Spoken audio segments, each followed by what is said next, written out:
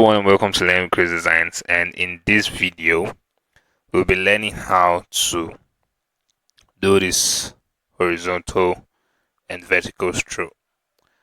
Without much ado, let's get started.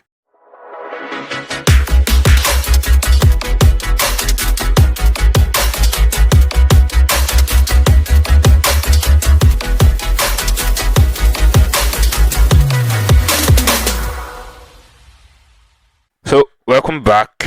Okay, so in our last video we designed this screen. Okay, so now for you to achieve this horizontal scroll first, let me drag this out so that we see what's here. So this is what let me extend this frame. This is what was initially in this frame, right? Remember they are in auto layouts. Okay, auto layout frame. So the first thing you need to do after you've created all this all casual, sports, formal is to crop it, right? Right, cropping it to this level of your main frame. That's the phone frame. Then you click on clip content. If you don't click on that, this content that you cropped out will still be showing. So you have to click on that, and once you are done, you then go to prototype. For scrolling, you set it to horizontal. Now let's see if we can preview this. So see that it actually works. You can see it's actually moving. So that's basically what. Let's just activate this as well.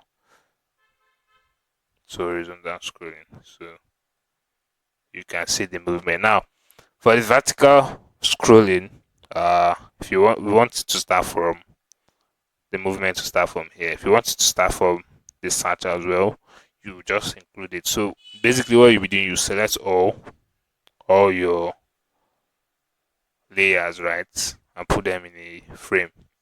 1, 2, you can hold shift to select multiple items.